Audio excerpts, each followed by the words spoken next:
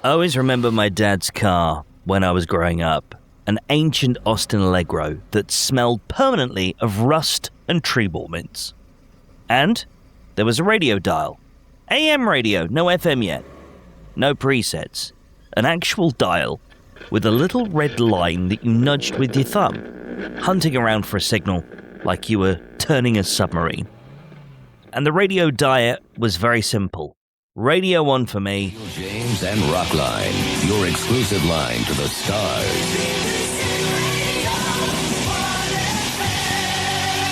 081 200 4444 to speak to the man who is just... Radio 2 for him and my mum. 88 to 91 FM, this is Radio 2 from the BBC.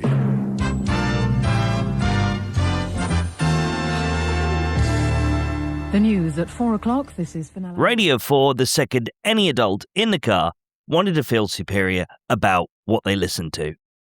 Nobody ever suggested that we all just listen to one station. That would have been completely mad. And yet, that's the strategy that half of us podcasters have been running with. I'll explain more in a moment. Podcasting Insights. Hi, this is Podmastery Podcasting Insights. I'm Neil Velio. I started in radio before I started podcasting. My radio career was around 25 years, and one thing that world drums into you really early on is that a radio station is never for everyone, as much as they want it to be. What they say and play is intended for someone quite specific. Now, new data out of the UK recently accidentally proves that podcasting is heading in exactly the same direction. Edison Research just published their latest stats for the UK market, and the headline finding is that YouTube has overtaken Spotify as the most used platform for podcast listening in the UK. 29% versus 28%. So 1 percentage point in it. That's the entire thing. Enough to make every podcasting newsletter and podcasting podcast on the planet, including, let's be honest, this one, include it as a talking point. Now, the other publications have acted like tectonic plates have shifted. Not quite enough that you'd notice if you were just, living your life, but massive news if you're active in the podcasting space, as a coach or a consultant. But for me, it's not really about that 1 point. It's about the 4 years it took to get there. See, in 2023, YouTube was only on 19%. Spotify was miles ahead on 33%. Apple Podcasts was trailing way ahead as well.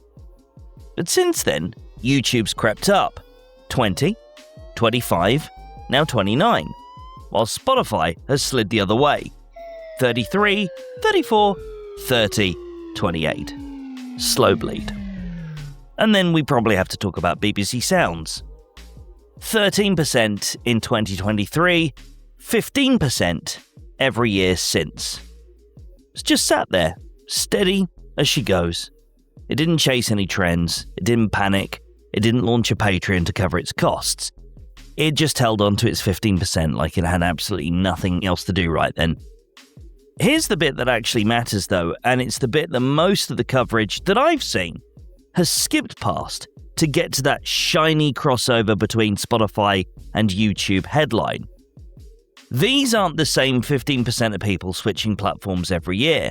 They're different people on different platforms doing different things for different reasons. Look at who's actually listening and where. Shows tied to the BBC, so that's the Archers, Newscast, that whole legacy broadcast audience, has massively over-indexed with listeners over 55. Meanwhile, the biggest shows on the platforms growing fastest, so like your Rogans, your driver CEOs, they skew heavily younger and heavily male. Yeah. And this is the one that I genuinely laughed at. People who use YouTube for podcast listening report trusting what they hear less than average. BBC Sounds listeners trust it more. 51% versus 45%. So the platform that's growing the fastest is also the one people trust the least for content while they're growing fastest on it. Amazing. We're off to a wonderful start here. But do you see what's actually happening here? This isn't platforms competing for one identical audience. This is Radio 1 and Radio 4 all over again. So different stations, different moods, different times of the day, different people entirely, just dressed with an app icon instead of a frequency. And this is where I need to have a slightly uncomfortable go at some people in the space, because I know what a chunk of people doing podcasts are doing right now, and it's the audio equivalent of broadcasting on every frequency in the country simultaneously and hoping somebody somewhere wants to tune in at exactly the right moment. I talked to one particular podcaster, a lovely person doing a personal finance show out of Sheffield. Probably good content. She knows her stuff inside out. She spends every single week producing 3 completely equal versions of the same episode. So the full video cut for YouTube, the clean audio for Apple, and a slightly different thumbnail version for the Spotify episode that she manually uploads because someone on a course once told her that Spotify audiences respond to more color. So 3 near identical products with equal love, equal hours, and equal energy. Meanwhile, her actual downloads are 80% coming from Apple Podcasts. Always have been. Because her audience is, roughly speaking, people in their 40s managing their own money on the school run. And that's exactly the crowd still loyal to Apple Podcasts' simple click and listen model. So she sat there polishing a YouTube channel almost nobody in her actual audience is bothering to watch, at the expense of doing something more useful with that time on the platform where 80% of her people already are. And I get why. All we hear is be everywhere. And it feels like a strategy. It feels productive. Ticking a box on every platform gives you something to point at and say, look, here I am, I'm doing the work. But spreading identical effort evenly across platforms that serve genuinely different audiences is not really a growth strategy. It's doing busy work, wearing a growth strategy's coat. Think about what that would actually look like in radio terms. Imagine running Radio 1, Radio 2, and Radio 4 out of the same podcast booth at the same time with the same presenter. Same person between 3 different microphones, changing their voice, their pace, their entire personality every 4 minutes between songs. Cardigan goes on for Radio 4, cardigan off, trainers on, screaming into the mic like an excited teenager for Radio 1. And somewhere in between both of those for Radio 2. You know, whatever in between even means when you're doing it at a sprint. They'd last a week, maybe. And every single audience member would clock instantly that none of it was actually geared towards them. It's for everyone. Which, I really need you to think about this one, is functionally the same as being for no one. And that's what a lot of post everywhere equally advice actually leads to. Not reach, diluted identity 3 times over with none of it quite landing anywhere. Nobody running a radio station in 1995 tried to make Radio 1 sound exactly like Radio 4 just to be everywhere. They picked their audience and they built it for them, properly, on purpose.